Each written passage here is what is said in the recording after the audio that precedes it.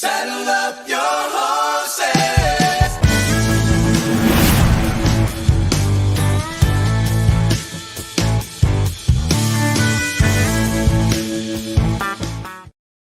What is going on, everybody? Pitter patter, let's get at her. It is another episode of the Manely Broncos Podcast. The Broncos are riding high after their first victory on the season. We'll get a chance to talk about that. We have a fun-filled show for you. And if you guys have been followers of the Manely Broncos Podcast before, you guys know that, with the Broncos playing the Jets, for the last 4 years, we have the chance to go behind enemy lines, if you will. And we always get a chance to talk with Scott Mason of Play Like a Jet. It's actually one of our favorite traditions, if you will, for the last 4 years. So before we dive into, obviously, the Jets and, of course, this Broncos game, Scott, how are you doing, man? Obviously, first things first. I mean, it's got to feel good having a healthy quarterback, after, of course, with 4 snaps in, of course, what happened last year. Well, yeah, let's not jinx it. Yeah, no, as I told you guys, I've been waiting a long time to watch the Jets at MetLife Stadium beat the Patriots down like that. And it was the best Jets fan to Patriot fan ratio I've seen in that building in a long time. You typically get a lot of Patriot fans, not this time, very small number. And it was great to watch. I'll tell you what, though, and I know you guys are going to get into this. I watched a lot of the Broncos game on Sunday, and I was very impressed with Bo Nix. I mean, granted, he got a little lucky with a couple of what could have been bad interceptions or whatever, but overall, he looked like a different guy. He looks like he's figuring it out. He looked decisive.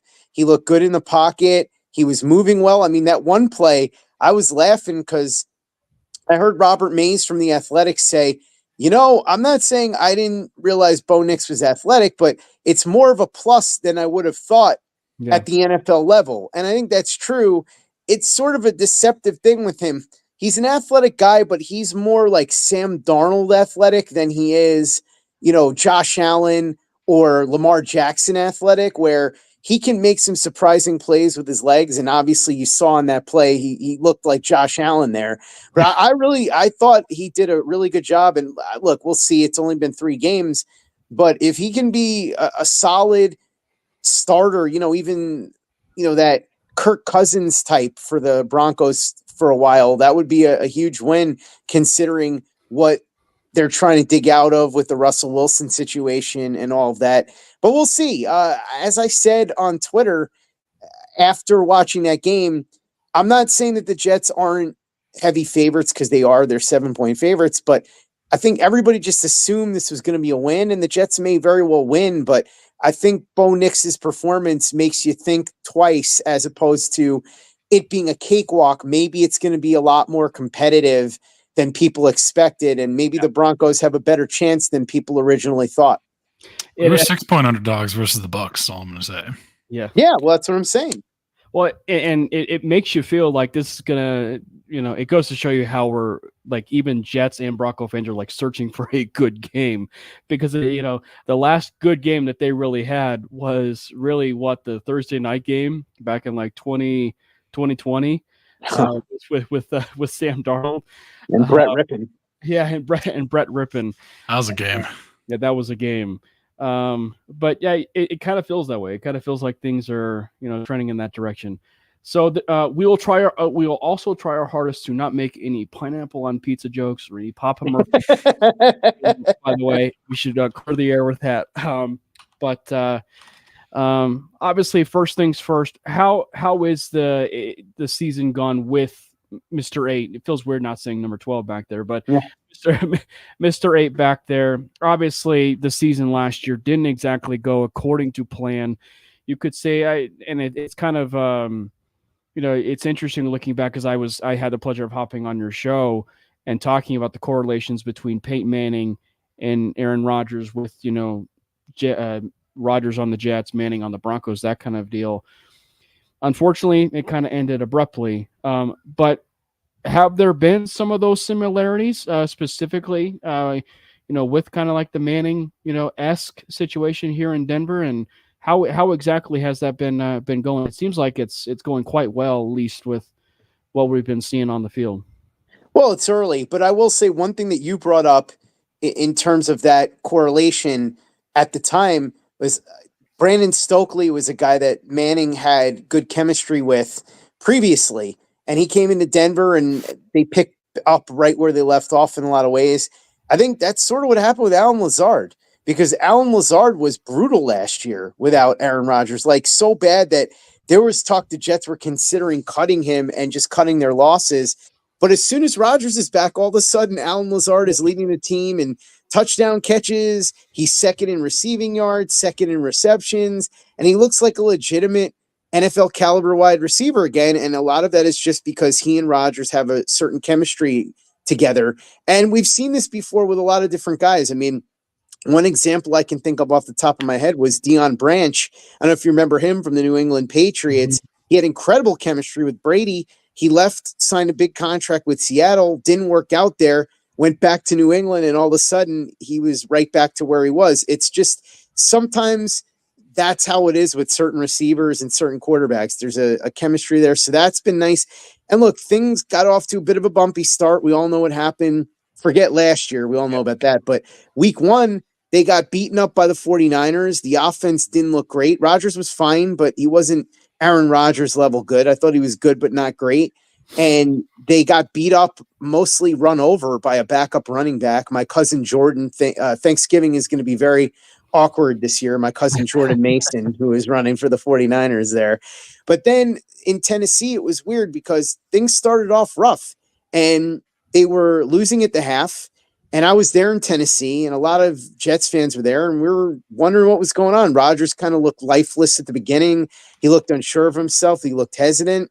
And then all of a sudden in the second half, he turned it on. It was almost like a championship-level fighter who doesn't quite have exactly what he used to have. He's still good, but he's not quite what he used to be. So he's feeling his opponent out early in the fight, giving away some early rounds. And then he finds a way to turn it up just enough in the end to get the victory. That's what it felt like at Tennessee. And then we saw this past week on Thursday Night Football, the full Monty of what has made Aaron Rodgers special all these years. He was on fire. I mean, this was as good a performance as you could have expected. So it's been fun because each week it's improved, and you have to figure that a lot of that is due to them sort of finding their chemistry together. The defense was terrible week one. They were better week two, and then they were really good against the Patriots week three. Now, to be fair, the Patriots are a terrible offense. I feel bad for Jacoby Brissett, as bad as you could feel for a guy making $8 million a year, that he has nothing to work with. His O-line is going to get him killed, and he has no weapons to throw to. He's got Ramondre Stevenson, who's a solid player, and we'll see what happens with Jalen Polk, who they drafted in the second round out of Washington. But that's about it. So we'll see now against the Broncos. I'm curious what the Jets are going to do here because Olu Fashanu, who is their first-round pick, the rookie out of Penn State, he's stepping in at right tackle, an unnatural position for him in place of Morgan Moses, who is going to be out for a couple of weeks. He suffered an injury in the game against the Patriots. I wonder if the Broncos are going to be able to take advantage of that because you guys well know that a big part of the reason the Broncos were able to lay the smackdown on the Buccaneers' candy ass this past week is because Baker Mayfield had to withstand being pressured on about 50% of his dropbacks. Now, as somebody joked, there are quarterbacks that can succeed when they're pressured on 50% of their dropbacks. Baker Mayfield's not one of them, and we saw that on Sunday, and I thought that was a big part of why the Buccaneers were dominated at home by the Broncos. Now, with Fashanu in there at an unnatural position, a rookie who's never played an NFL game before outside of a couple of snaps last week in relief, can the Broncos take advantage of that and keep Aaron Rodgers on his toes in a way that the other teams haven't really been able to so far? The Jets have been pretty good in pass protection.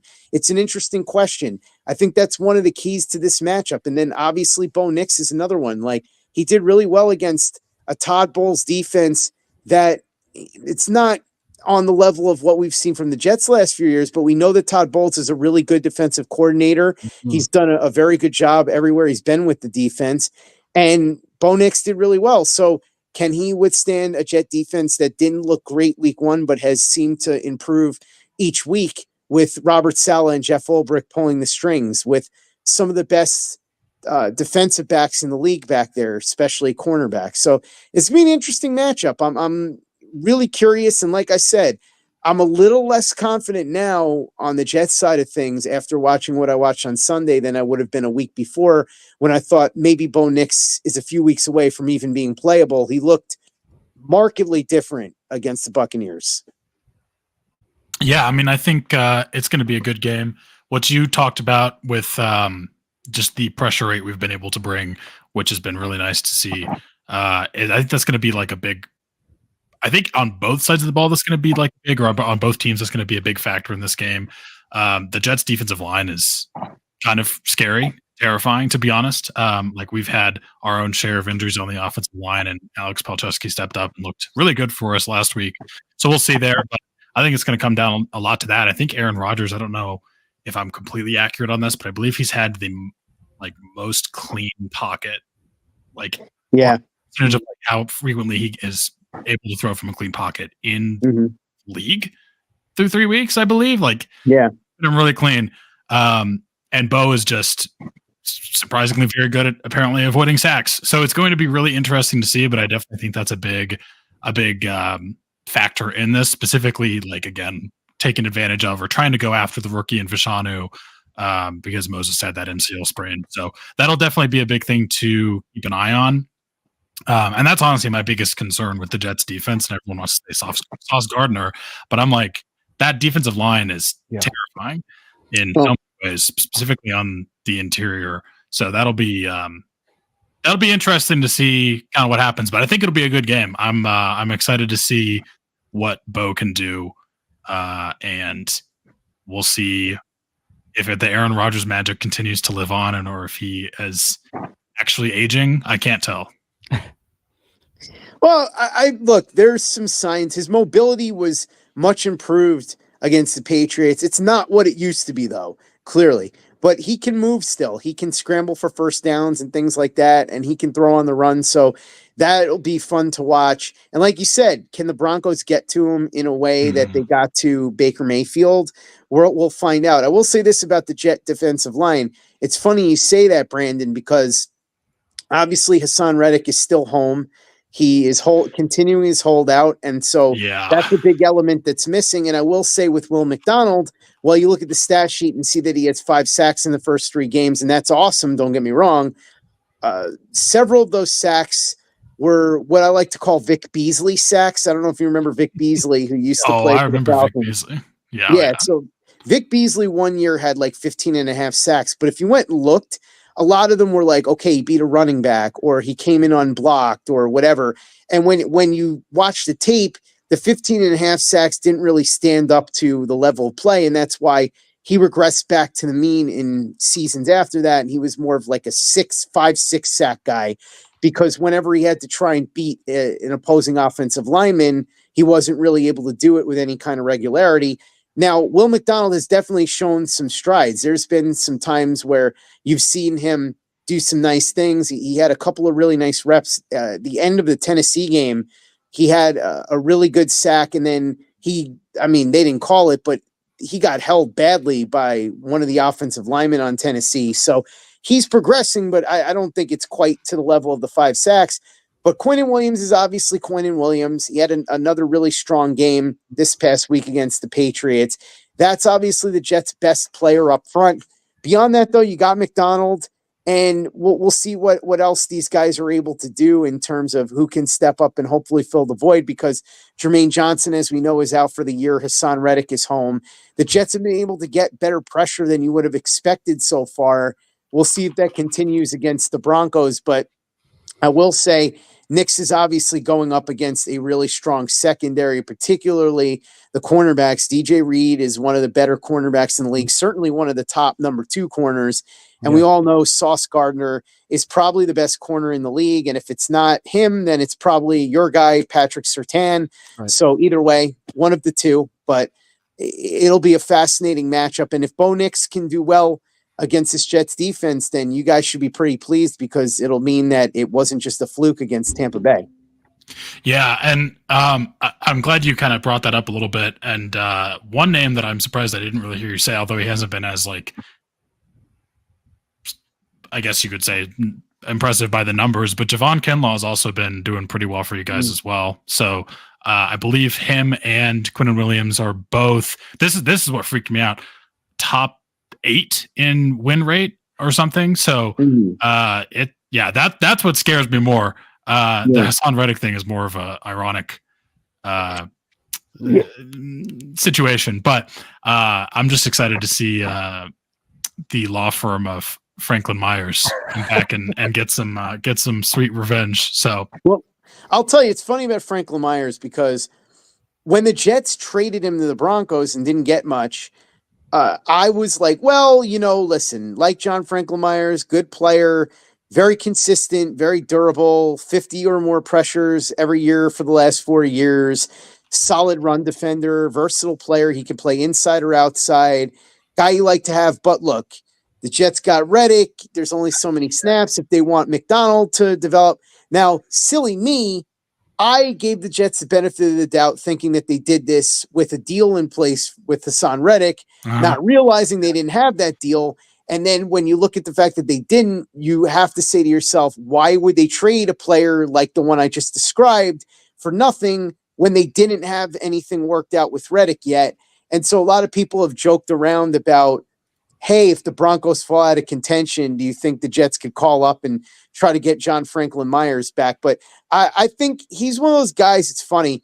He's never going to be a Pro Bowler, an All-Pro. He's not a guy that on his own is some massive difference maker, but he's definitely a guy that a winning team could use, especially a team like the Jets right now, who have their 2 best edge rushers, at least on paper, out for different reasons. Reddick on the couch and Jermaine Johnson out for the year. So it's funny you brought up John Franklin Myers. There's the Zach Wilson conspiracy too. I don't know if you've heard this one, that people say that the Jets gave John Franklin Myers to the Broncos super cheap as a way to get them to take Zach Wilson. But it doesn't really make any sense because they just could have put the 2 guys in the same deal together, and then that would have just been the end of it. But it is kind of a funny thing to talk about with Zach Wilson and John Franklin Myers going there. I like to think, as a Jets fan, that John Franklin Myers and Zach Wilson hang out together and reminisce about the old days. Well, I was going to say, you still can't have him back, by the way. No, he's ours. They're both ours. They're both ours, actually. Well, Zach Wilson might be going to Miami, but listen, I'll say this about Zach Wilson. It was rough for him here, and everybody wants to play Monday morning quarterback with him. I've said this many times. The problem with evaluating quarterbacks coming out of college is you can see what you see, but a lot of times there's things that you just can't see and you have to project, right? And to me, the 2 biggest problems for Zach Wilson that led to his downfall were, and to his credit, Chris Nimbley, who covers the Jets at jetsinsider.com, he voiced this concern before the draft. I kind of glossed over it at the time, but it turned out to be a massive problem. He played with a really good offensive line at BYU. And so while his numbers under pressure were good, it was a very, very small sample size. So the question was, if he was pressured a lot, how would he handle it? And the answer was terribly. He was historically bad under pressure, if you look at his numbers. And then the other question was, if things started to go wrong, how would he react? Because he didn't really have that happen at BYU. And what happened was, once he started making mistakes, then the mistake 1 became mistake 2, which became mistake 3, which became mistake 4. And so that's really the issue. People want to make that joke about, oh, well, the Jets drafted him because he was in his underwear making a throw at the combine. Look, Charlie Casserly surveyed 23 general managers before the draft, and all 23 of them had Zach Wilson as the number 2 quarterback behind Trevor Lawrence. Now, you can say whatever you want to, but the point I'm making is Zach Wilson was a very talented prospect.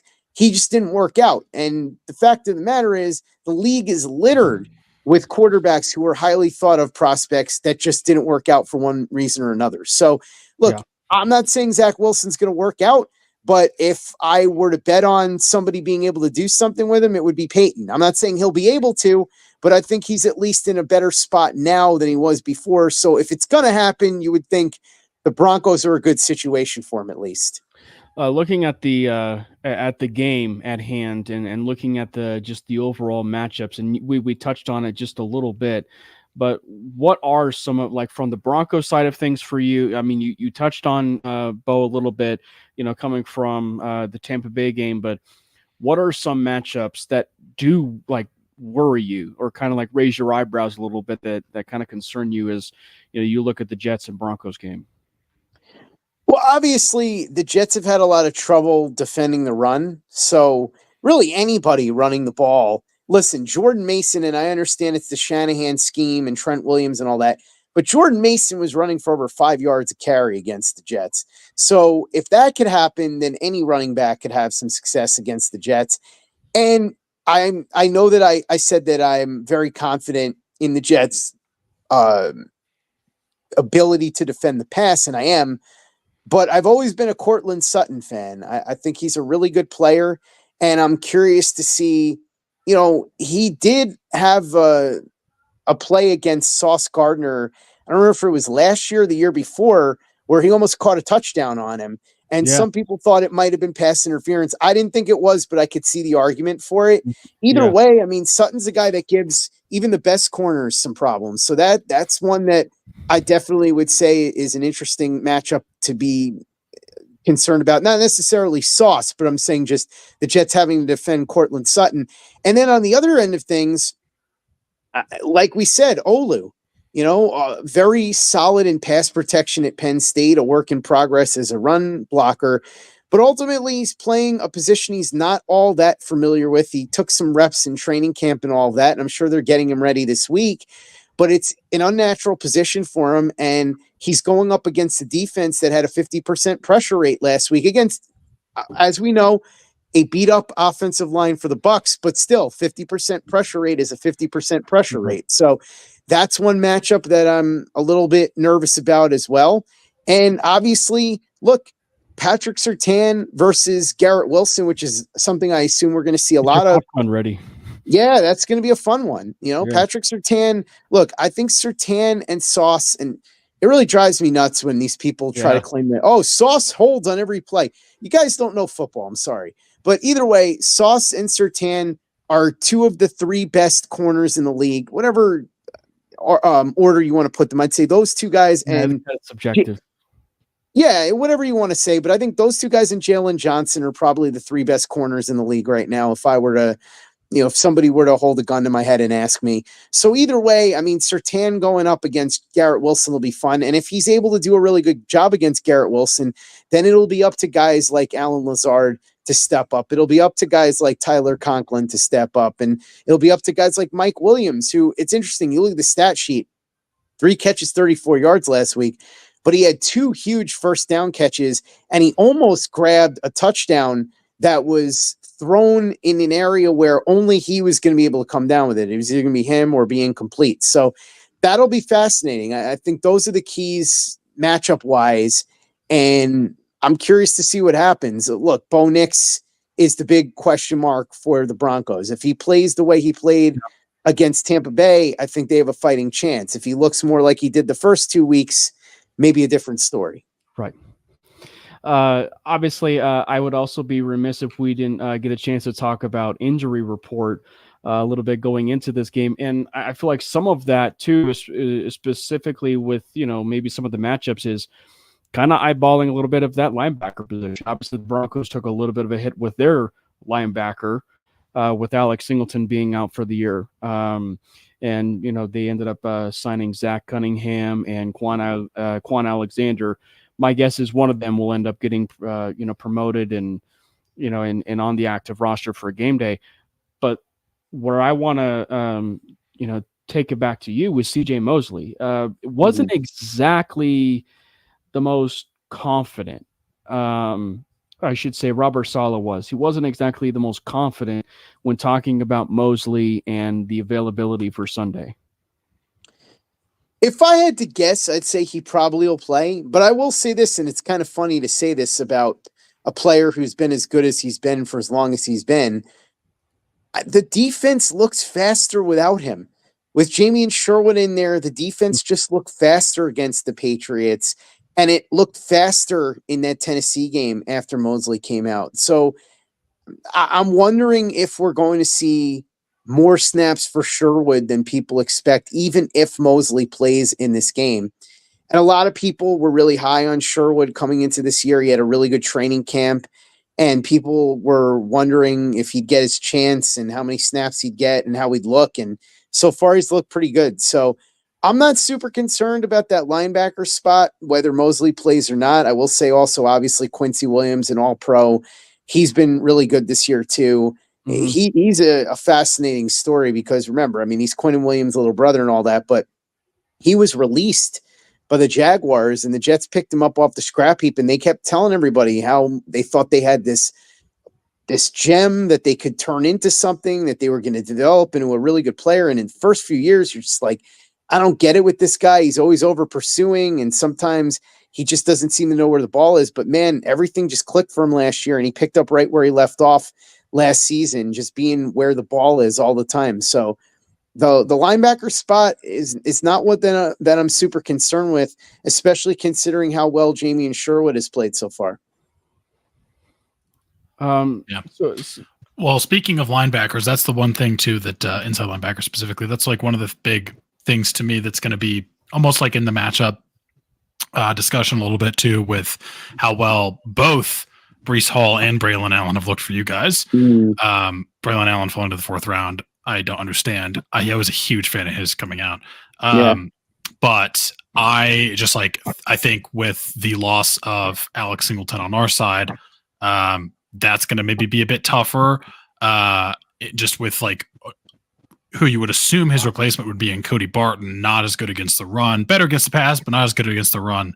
So I think that's going to be something they're going to be leaning on. And I'm scared a little bit of those guys, and I want to see what we try to do to stop that.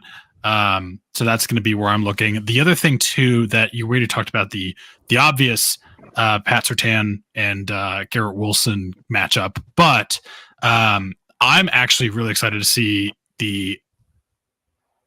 I'm presuming Riley Moss and well, it kind of depends on, I don't know exactly who he's going to be matching up against. I would assume Alan Lazard. It could be Mike Williams, but I'm assuming Alan Lazard. Riley Moss has been an absolute stud for us for these 3 games. Specifically last game, he had like one of the most ridiculous breakups I've seen. So I'm actually excited to see the slightly lesser known name, the shadow of the tree, if it were, of Surtain's tree in Riley Moss, go against whoever he goes against. I'm assuming Alan Lazard. Yeah, it'll be interesting. Like you said, with the running backs, it's funny because I also, like you, really was high on Braylon Allen, and I was surprised he was still there when he was. And when they picked him, a lot of people said, well, the Jets already have Israel Abanikanda. And some people, I don't want to say that they thought the pick was unnecessary, but there were other guys on the board that maybe would have filled a bigger need. And my thought on that was, running back was still a need, especially somebody that could pass protect, which we know Braylon Allen can do very, very well. And I really liked Allen as a player. And so the way I look at it is, when you're getting to a point where it's the second to last pick in the 4th round, if you see a player there, whatever position he plays, and you're confident he's going to be a good player, whether it's a huge need or a moderate need or whatever, go ahead and take him. Because at that point, just go for the value of the player that's on the board, unless there's a guy there who you think is close to equal value at a position you need more, I guess. And so I was happy with the pick because I said, look, at least I know Braylon Allen is a good player, right? And if they would have reached for a different position, they needed more or whatever, it's less of a sure thing. And I thought Braylon Allen would get a couple of touches a game in relief of Hall. They wouldn't want to burn Hall out. I got to be honest, he's exceeded my expectations. I'm sure he's exceeded most people's expectations early on. From a pure running back standpoint, in a lot of ways, the last 2 weeks, he's been better than Breece Hall. Now, it doesn't mean he's a better running back than Breece Hall. It doesn't mean he's a better player than Breece Hall. And certainly Breece Hall can do things in the passing game that Braylon Allen can't do. And Braylon Allen has better receiving skills, I think, than a lot of people understand. And he's really worked on that and showed it off in training camp. But having those two guys is really, it's a fun toy to play around with. The Jets haven't had a two-headed monster this effective or anything close to effective since they had Thomas Jones and Sean Green the last time that they went to, or not the last time they went to the AFC Championship, the second to last time. It would have been the 09 season. And so to have two guys that are that capable and be able to throw defenses off by not knowing which one might get the ball, having them both on the field at the same time, being able to not burn Breece Hall out, mix and match a little bit, keep the defense on its toes. It's really cool. And the run blocking for the Jets really picked up the last 2 weeks. Elijah Vera-Tucker has just been an absolute beast as a run blocker. Joe Tippmann, the center, also from Wisconsin, who Braylon Allen obviously knows very well, an absolute beast in the run game. And even Morgan Moses, before he went down, was really good blocking for the running backs. So I'm curious to see how Olu impacts that. But yeah, that's a really nice element that the Jets are going to have this year. I said before the season started, when my friend Drew Gear from the Rockpile Report podcast, the Bills podcast, asked me if you had to say, one position that you think the Jets have that's unquestionably better than any other position on any of the teams in the AFC East, what would it be? And I said, running back. I don't even think you could argue it. And now it looks even more true what I said than it did then, because nobody expected Braylon Allen to be as effective as he's been this early. Yeah, I mean, you look at Miami has depth, but like they have dudes across the board. You know what I mean? Like they got dudes across the board, and then Buffalo, they got James Cook, but they really don't have much depth necessarily. With the Buffalo Bills, and then and then you go look at the Jets, and they have Braylon Allen and Breece Hall, and I like how you talked about how specifically it's going to keep Breece fresh, because like that's specifically him still kind of recovering more and more from that injury. That's just going to make him a much better running back and everything. So and I will say, by the way, I think it's funny because people call them thunder and lightning, but it's not really thunder and lightning. It's more like thunder and even louder thunder, because Breece Hall is 5'11", 220 pounds.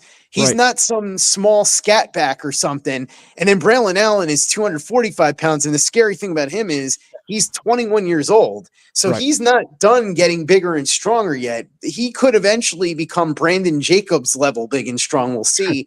But either way, the Jets have two big thumpers, and then they've got a third in Isaiah Davis, who's probably not going to get a lot of touches. He got a few in garbage time against the Patriots this past week, but those are two very big dudes.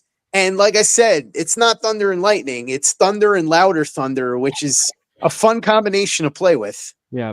Getting hit by a bus and then getting hit by a train. Yeah. Yes, exactly. before you go, because I know you have some time. It's just about 30 minutes right now.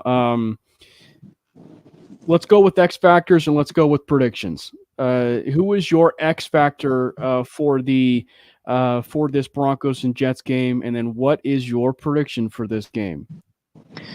So, I mean, this is going to be kind of boring here, but I think the X factors for both teams are the quarterbacks.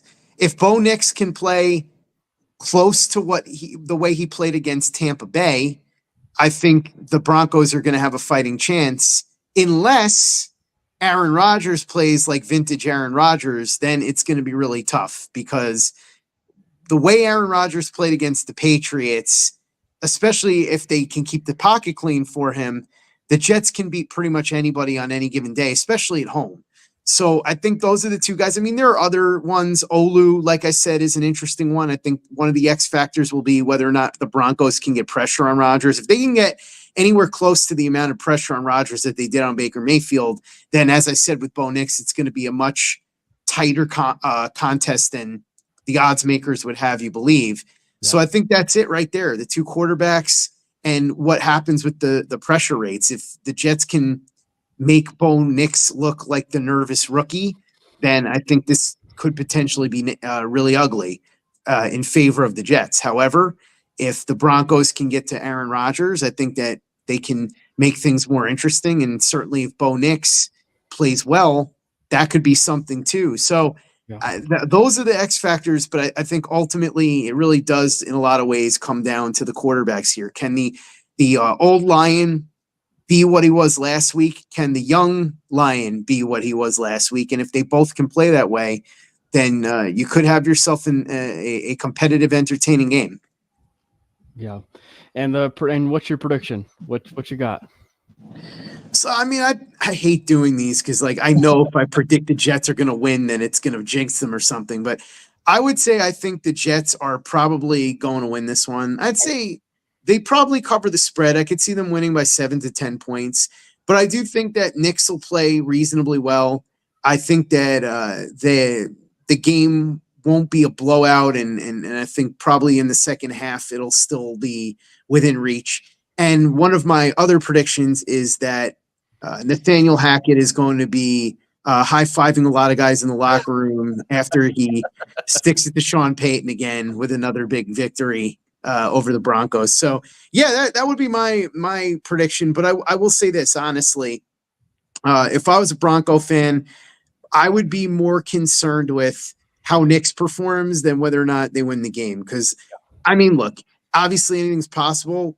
I see this as sort of like a reset year for the Broncos. And the main objective for me, if I was a Broncos fan, is that I'd want to see the development of the quarterback. And if at the end of the year you come out of this season believing that Bo Nix is the long-term answer, then you're on the right track with Peyton, and you're on the right track just in general. Because if you've got a quarterback you can believe in, that's really where you got to start in terms of building. It's very difficult to do, as you guys well know. I mean, John Elway was there forever, and they had a couple of years of Peyton Manning, but it's mostly been rough beyond that.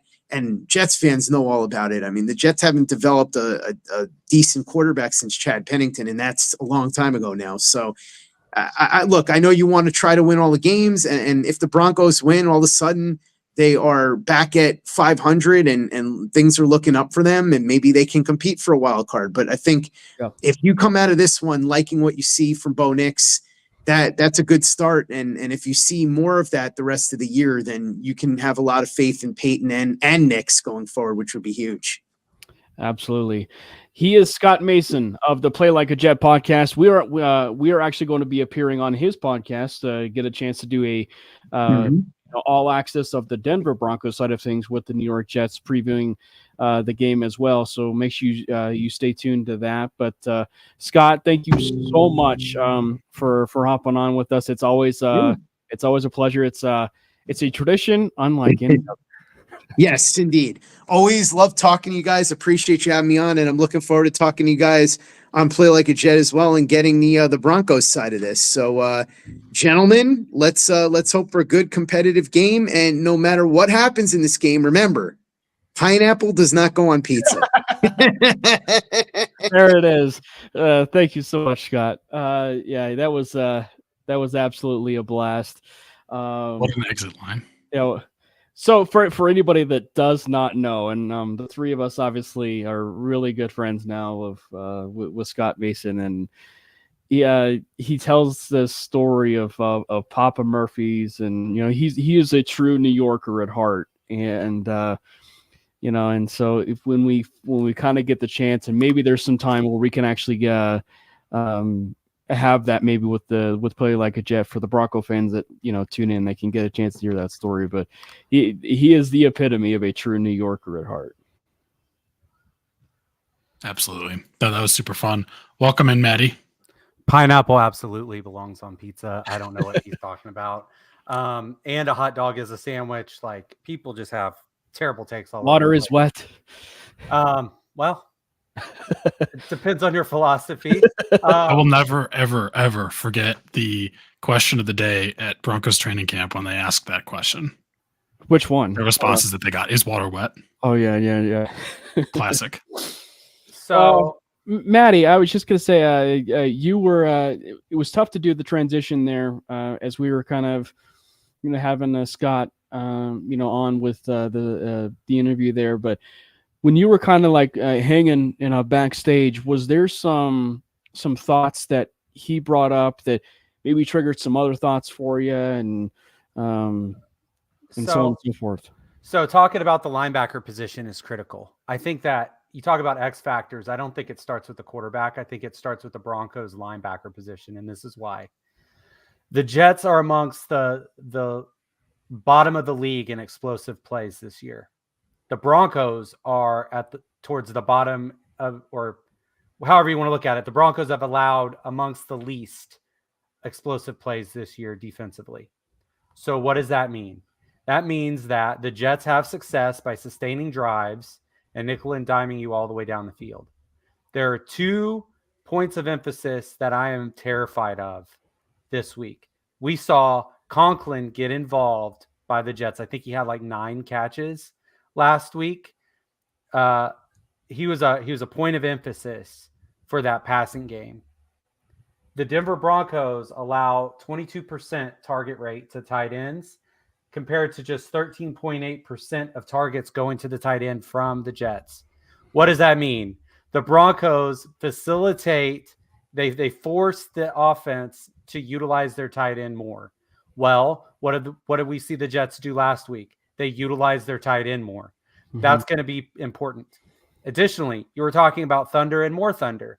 I'm not so worried about those guys on the ground. Of course, they are very good on the ground. I am worried about them in the passing game. So let's look at what they do with the running backs out of the backfield. 9 targets per game at a 28.7% target rate, 0.67 receiving touchdowns per game. What do the Broncos do? Teams throw the ball to their running backs 21.8% of the time out of the backfield. And we've allowed 0.33 receiving touchdowns per game with 10 targets. What does that tell you?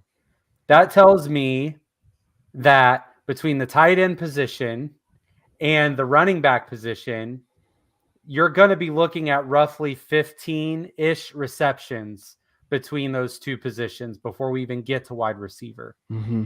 And then if the game is paced up and there are more plays to be had, Aaron Rodgers is going to utilize those guys more. Well, the Broncos have injury concerns at linebacker. We just brought in 2 guys. I know you talked about Alexander and Cunningham being brought into the practice squad. I don't know if any of them are going to be active. I'd imagine one of them will be for the game, but that's still a quick turn, right? To get these guys in, to get them integrated into the defense they may or may not play. We might have to load up an extra safety, which I think actually might hurt us in the running game a little bit, but I think it would help us in covering those guys to include the tight ends like Conklin, because he's probably going to be lined up inside quite a bit, especially if we can get some pressure early. Rodgers is going to keep the tight end in, maybe force the running backs to chip or to help, which will also help alleviate some of that pressure for covering downfield against those positions. So definitely a chess match to be had early on. Rodgers is so good at taking a profit that we're going to have to, like, Vance is going to have to mask some things and he's going to have to make it muddled. It still may not matter because of Rodgers' experience, but there are a lot of ways that we could get hurt. And I'm not even talking about Lazard and Garrett Wilson and Mike Williams. It's the other guys that I'm concerned about. Yeah. Well, and I think that, now would be a really good time to really talk about that Tampa Bay Buccaneers game, because one of the reasons for the matchups that you're talking about with the running backs and, so on and so forth was the fact that maybe one of the biggest takeaways, when you look at the Broncos on the defensive side of things, they were pressuring almost about 90% of the time, joking, but they were pressuring at a very high clip and getting to the quarterback. But also the secondary, and Brandon touched on this a little bit, with Scott, but the secondary has been absolutely nails. I mean, you could not have asked for a better start in 3 games, for Riley Moss. And then, oh, by the way, Levi Wallace is actually playing really well, sparingly with what he's been given. And then obviously you got J-Mac. So I think that you have 3 legitimate weapons. Not even mentioning Brandon Jones. And not even mention Brandon Jones either at safety. So I think that wherein lies the matchup, and again, we won't necessarily talk about the Jets game now. We'll talk about the Bucs game, but wherein lies what you're talking about, Matty, is because of the play of that secondary, because it's really it's really looking into the idea of, it's going to open up possibly some situations for the tight end, or, because I think we saw that a little bit unfold in the Bucks game, right? You got a chance to see, Kate Otten, tight end one, who, by the way, fumbled the football, Mr. Boggins. I told you I thought that Otten would be part of their game plan. Yeah. And he ended up being it because of how good that secondary was for Denver. But first things first, before we I'm the realist. Oh, but first things first, before we dive into a little bit more of the Bucks game, I want to ask Matty, how hard was it to see Baker Mayfield fail? I'm not going to say failed. I'm going to say the team around him failed. Like, the dude was running for his life. Yeah. And then seeing Benito tweet out belt to ass. Like, that's asking to, pick between your kids, right? Right. I was just so like, I felt some type of way. I mean, obviously, go Broncos country, but also Boomer Sooner for life here. Right. And it is very, very hard to see Baker. So I just hope the Bucks just tear it up from here on out. Like, although this week it's freaking Baker Mayfield against Jalen Hurts. So, like, what am I going to do with myself? I don't know.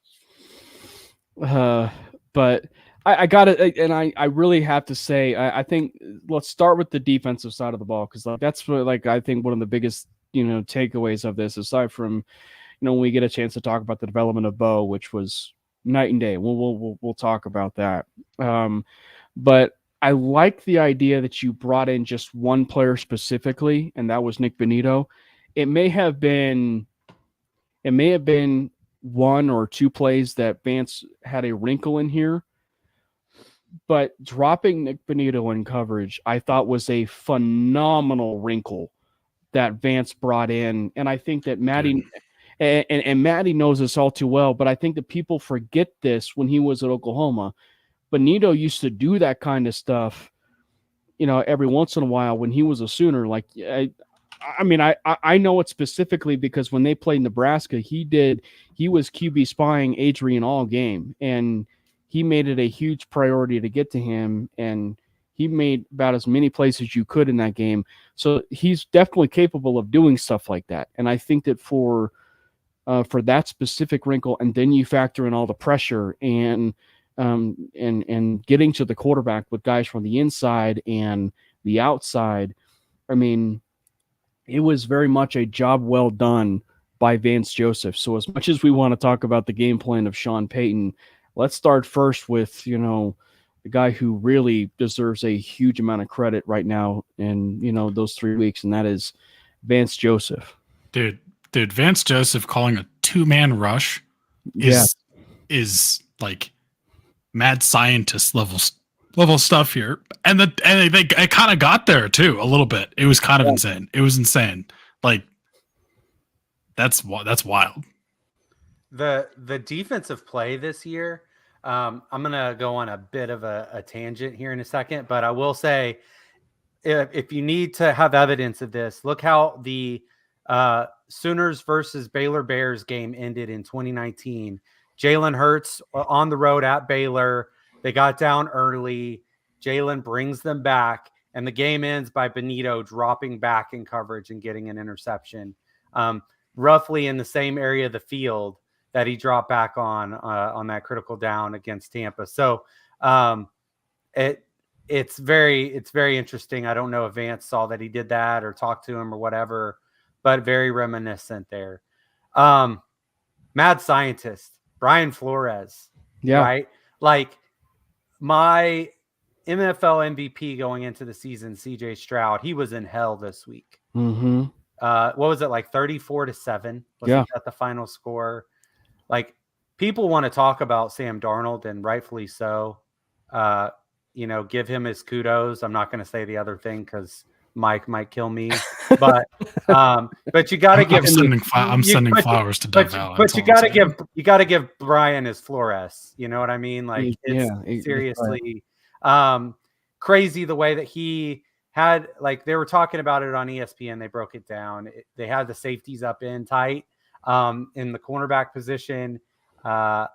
Looked like they were either going to come or they're going to have a different assignment. They end up rolling into the corner spot, and the cornerbacks that were back end up rolling back into the safety spot, and it ends up being like a cover 3 concept, which is really interesting with how they dropped the backer too, and Stroud didn't know what he was looking at.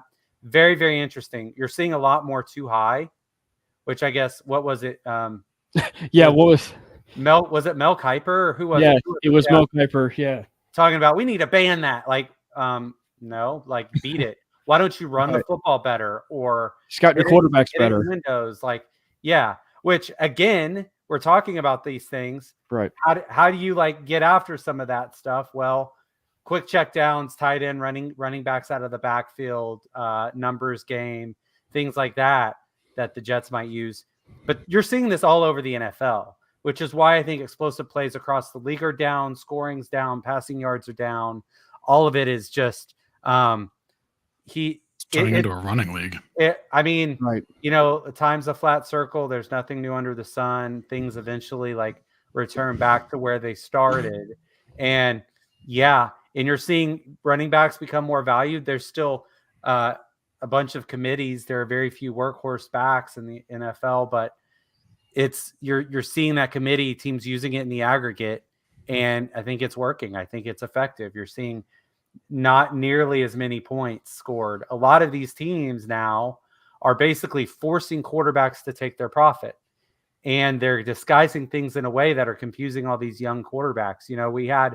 We had all these elder statesmen at the quarterback position for so long, and now all those guys are gone, and we're rotating in 3, 4, 5 starters out of rookies every season. Like, that's why we're seeing this more and more. You might see teams play too high against Mahomes, but it's more of a kind of a straight up, like, we're not going to let you kill us deep. We're going to wait until somebody makes a mistake. But they're doing that. They're doing the disguising against the young guys, and they're being aggressive and coming after them. So defensive, if you like defense, the NFL of today is for you. Mm-hmm. So let's go to the flip side. See, the stream agrees. Let's go to the flip side. Let's talk about the offense a little bit. Let's start first with the obvious, and that was just the game plan of Sean to take the ball right out of the gate. And so I think that this is when I think we will see Sean be a little bit creative and being kind of a special teams madman. So obviously he can't do his onside kicks. He can't do, anything like that up until the fourth quarter, right? But I think that, maybe this is kind of like right around where we might see him be a little bit more creative, and maybe taking the ball a little bit more, or maybe, deferring every once in a while. You know what I mean? Like, it kind of varies a little bit. So I think you might kind of see him. This may not be the first time he does this, like I think we might see this, a couple more times, in the season, specifically, of course, with it being a young football team. Well, I'm here to tell you, Matty and Brandon, you guys know I'm a big proponent of the mental side of the game for, sports in general.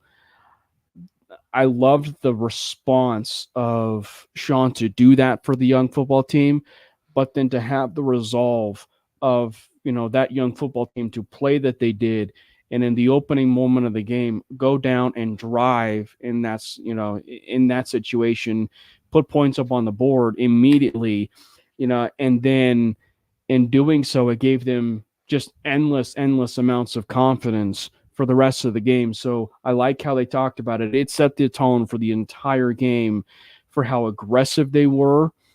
And you really got a chance to see, I think, that offense really start to evolve a little bit because of how aggressive they were. Yeah, I mean, coming right out of the gate with that very, very first snap of the entire game, throwing that kind of back shoulder to Sutton on the sideline was just throw. A great throw. People wanted to whine for the first 2 weeks, but like, it doesn't even throw past the sticks. Like, there you go. Where you at He's now? doing it. Amazing throw. That entire first drive was just like teach tape. That was amazing. I actually don't think that was the best drive of the game. My personal opinion. So it was just nice to see them kind of come out of the gate like that with their the pedal to the floor, as it were.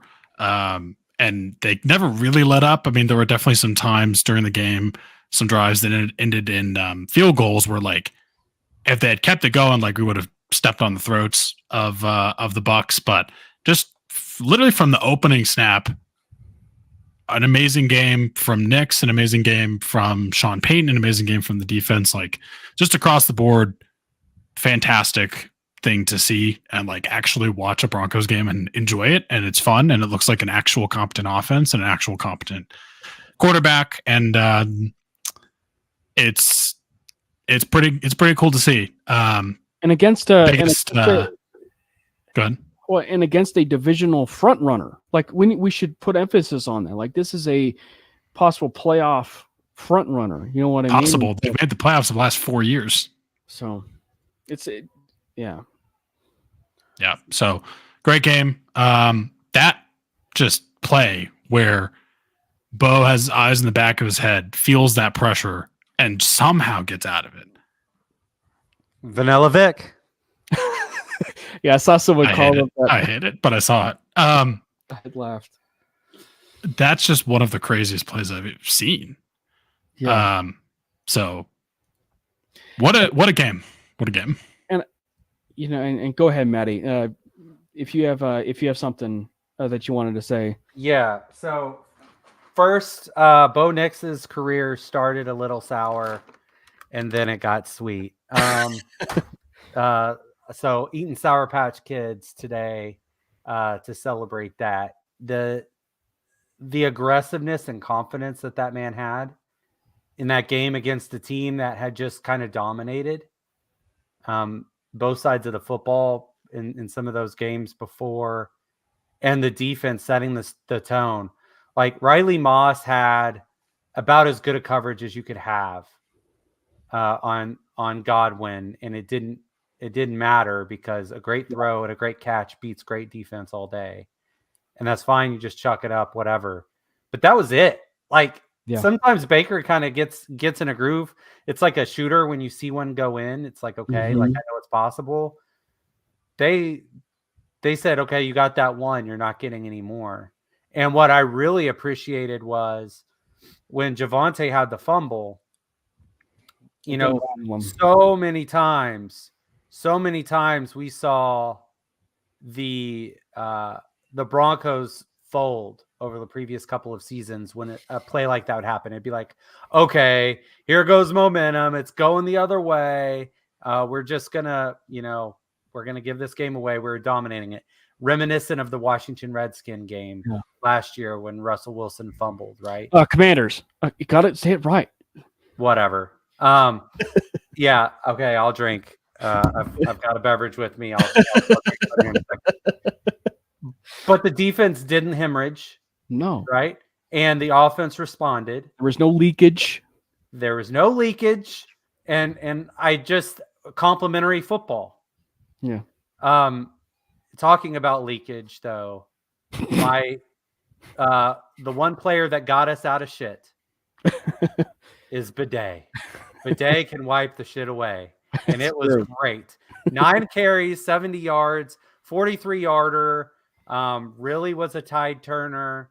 It's good that maybe we have a running back that we could feed on the heels of seeing on the other side Bucky Irving, Bo Nix's college teammate, torch us. I think that guy's going to be a problem. Kind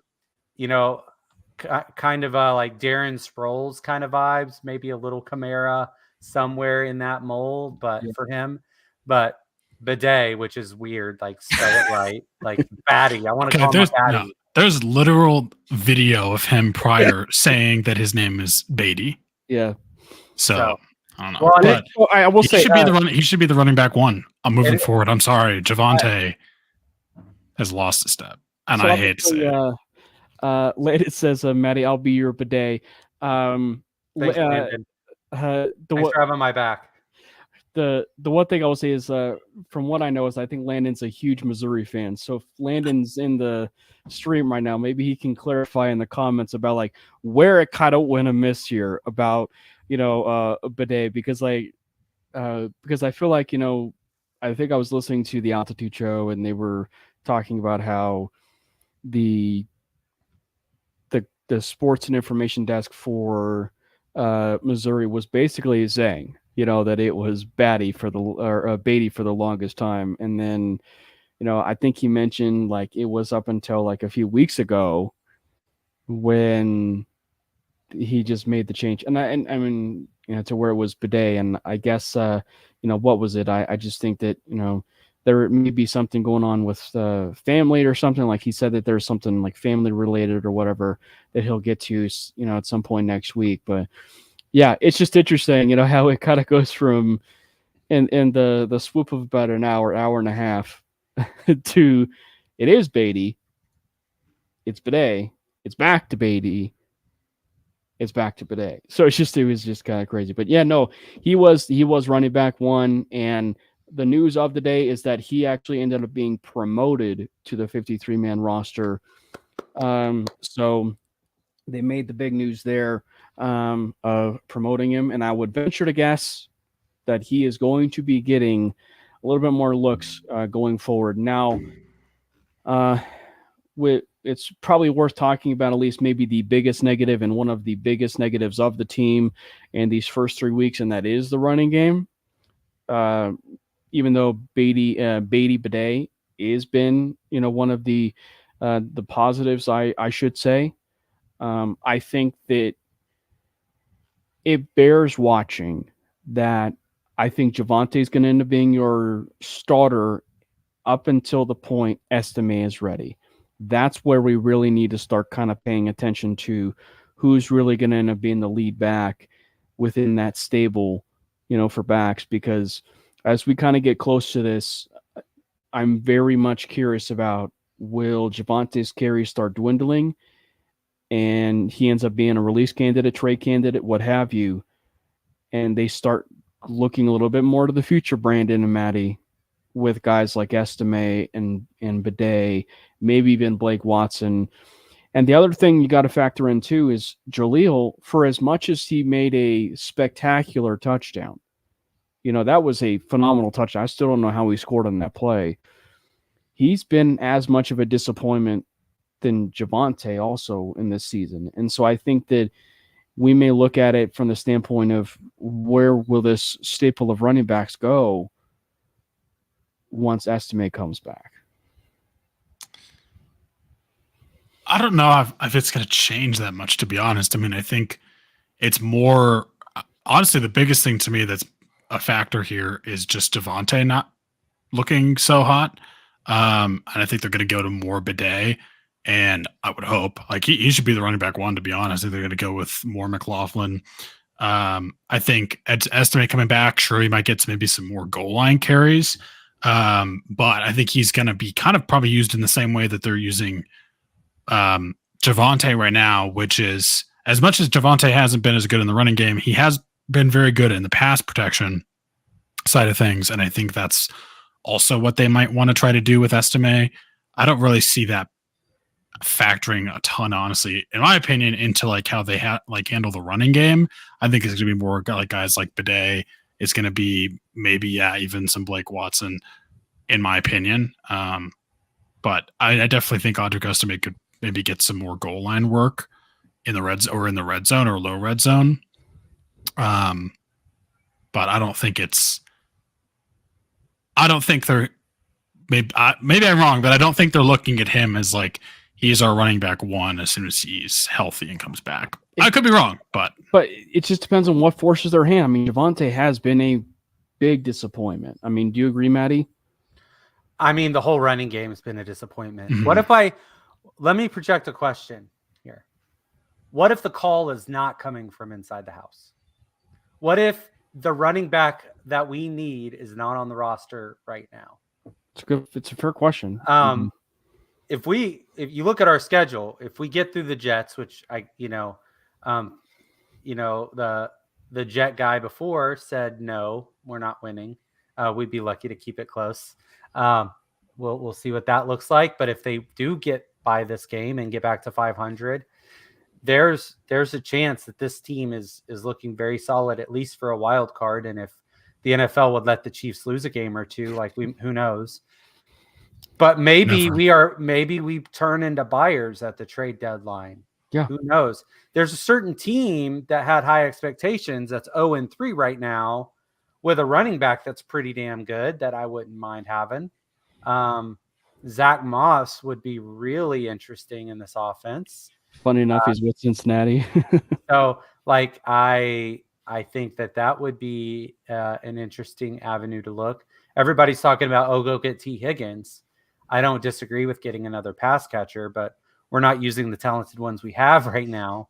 Free Marvin. But, like, the running game, the running situation, we're going to have to address that. We're going to have to fix it. And we're going to have to fix it quickly. We were bailed out with our yards per carry average with the 43-yard run. Otherwise, we have like 27 rush attempts for like 90-something yards, which isn't going to get it done. So we need an answer. Oh, and 9 of 47 of those were Bo Nix.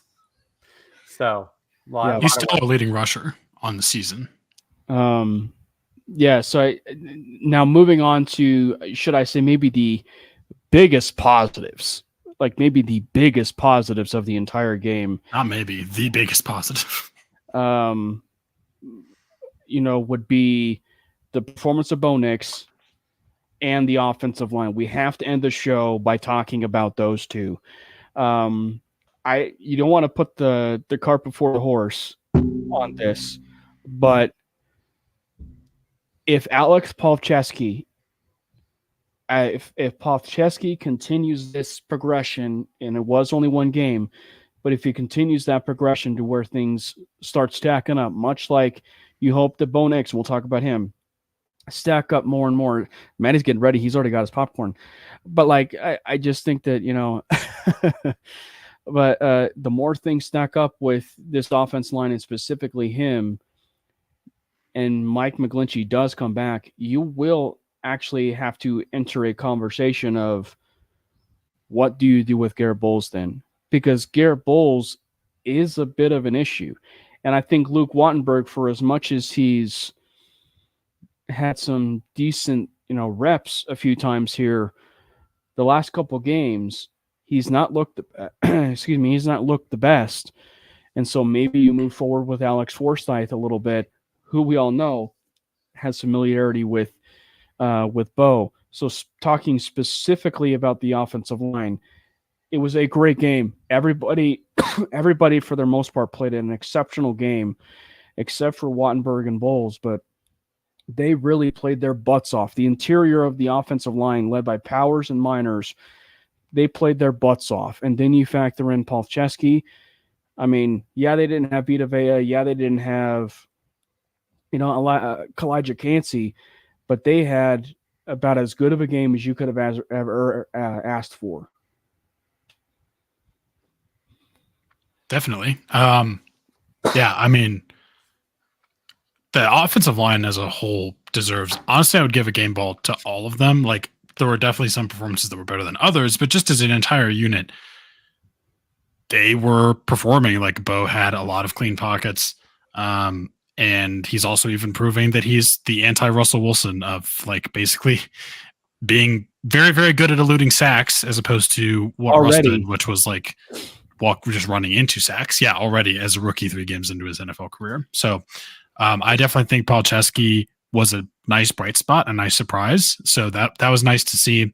I definitely think that, again, the offensive line is going to be tested again, like we kind of talked about earlier, against the Jets. So we'll see what that looks like. But so far, it's been positive, and I just can't overstate how good Bo looked. And we could come back to this. Like, this is something I've even seen. Both the teams that he lost against initially and weren't as good, wasn't looking as good against, are both undefeated, and both have so far top 5 defenses. So it could just be that the first 2 games of his career were absolutely brutal schedule-wise. We'll see. The teams that they played, including the Buccaneers, have a combined record of 8-1. Yeah. I think it was Matty who made that point in the chat, is that they have a combined record of 8-1. I mean, Yep. That's remarkable. I want to say I saw a graphic that showed it was Steelers 1, Seahawks 2, Broncos 3 on defense. So there you go. It's those games were ugly, and we lost. We were still within striking distance in both of those games, as ugly as they were. Obviously, the offensive line gets a lot of credit. Bo gets a lot of credit. But, man, like, Peyton had a good game plan. mm-hmm. And he put him in position to succeed, and he gave him a way to get bailed out. Like, you're looking at, I mean, Lil Jordan Humphrey with 8 targets, right? Like, playing in the slot, being that guy that he could just get to a spot, turn around, and he's a big target that Bo can throw the ball to on time, on target, or if he gets in trouble. 4 attempts for Javonte. Jaleel wasn't super involved. But being able to do that and this is also key, utilizing play action Mm-hmm. on early downs and then taking shots, that's huge, right? It forces the defense to ensure that they keep on there too high and to play more of a shell. And that's less guys potentially that they could bring in pressure to go get after Knicks. But fun stat is Peyton is like 9-0 against Todd Bowles. Yeah. So I think he knows how to go up against those defenses. He had a game plan and he executed it well. And I think that it goes back to when we prefaced it in the beginning, which was if you need, again, maybe we're putting the cart before the horse in this regard, but say they string some games together, even if they lose, to the Jets, but they're stringing some games together performance-wise for the offense. We shouldn't be looking at the Jets game, where things really came together. It's really this Bucks game where Peyton made that decision to take the ball first and jumpstart everything for the offense and for Bo and the entirety of, how things clicked. I think that for Bo, that was such an impressive game because you got a chance to see so many things, so many growth spurts for him as a passer. And you got a chance to possibly see the symbiotic relationship of Peyton and he working together for how things are going to work for him as a player in this offense. I think that the cube, specifically him, and it's one of the things that we've been kind of clamoring for in the last couple of weeks, but his legs are a big time weapon for this team. And you saw it be used on quarterback sneaks. Like as little as that is, it resulted in a lot of first downs and a lot of, maintained drives, if you will. And I think that specifically in one of those drives, the most impressive drive of the game for me wasn't necessarily the first, drive of the game, as big as that was. For his confidence, it was the game clinching drive that put him to the 26 and 7. And people are going to, harp on the whole idea that, he doesn't have a passing touchdown yet. And, that's fine. But as long as you're maintaining drives and you're, putting a scoring drive together and you're putting points up on the board and you are winning football games, more importantly, that's the biggest thing at the end of the day. And so for Bo, having those kinds of drives immediately in his third NFL start is big time progress. And that's specifically, as we talked about it earlier, though, the scramble, the 22-yard scramble, that is not something you see typically from a rookie. The thing that I cannot get over is the fact that how on earth did he use his force senses, if you will, or his fantastic metachlorians, if you will, and sensed number 98 behind him coming from behind and was able to scramble out of that and get 22 yards out of that. That was an impressive play by a rookie. Again, we can talk about no Vita Vea, no Kalijah and whatever, but that is, if there is any play that is such a microcosm of no Russell Wilson and Russell Wilson, it was that play right there as far as the positives in that direction. Absolutely. Yeah, I mean, Bo looked like a completely different player. Like that's kind of what it comes down to. To answer Rich's question, like that's really the biggest thing I'm looking for. I know we kind of talked about this with Scott. I honestly don't even care if we win this game. I mean, would it be nice to win? Absolutely. But if we just see more progress from Bo, if he plays like he did last week, I don't even care if we lose by 20 and Aaron Rodgers looks like 2018 Aaron Rodgers. Like, I would be happy with that. That's really what I'm looking for. I'll take a win. I'd love a win. But that's the biggest thing for me is just string these games together. And it was really nice to see. He looked like a completely different player. Completely different player. Oh, brother, what's that? Oh, losing by 20 and Rodgers tearing us up. No, I would not be happy with that. But I do want to see. Yeah, but what if Bo looked 15% better than he did against the Buccaneers? So and that happened. So we lose 42 to 30. Sure. I guess that'd be fun. Said 2018 Aaron Rodgers. They got two good running backs. It's I mean, fair, right? That's interesting. So we got Allen in the Williams role. This is the key. I don't want us to get the ball first in this scenario. I'd like for us to set the tone defensively because we've had success against Aaron Rodgers in the past. I think that people, now granted, different regimes, different personnel, I got it. But you can look at Denver Broncos tape and see some of the things that puts him in a bind. And I do think that we have the talent defensively to get that done, especially if we can be stout against the run on first down, limit the damage on second down, force third and long. Then that makes the running backs and tight ends less scary because we're rallying to the ball and we're tackling well in open space.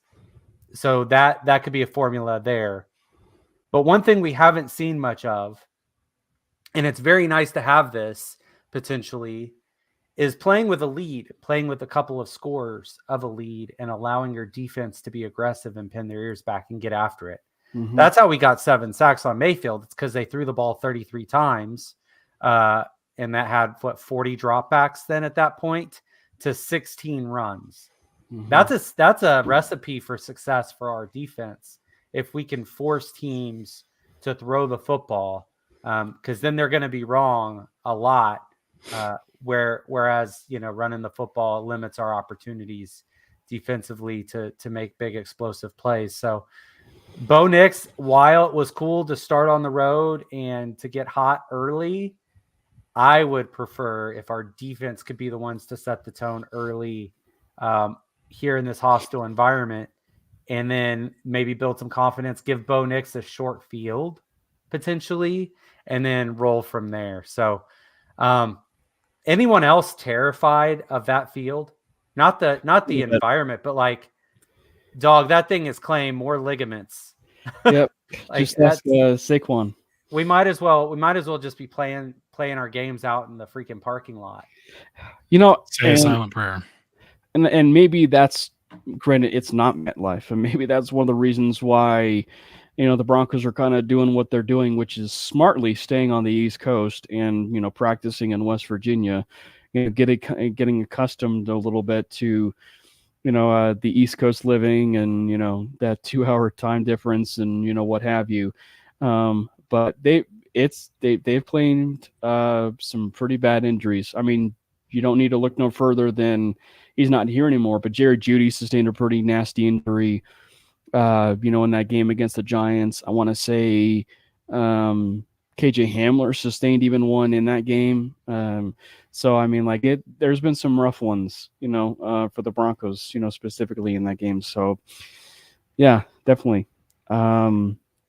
It's going to be a lot of fun, though. And if you guys want some of our predictions, we will be on the Play Like a Jet podcast, where we will be giving our predictions, for this game against the New York Jets and the Denver Broncos.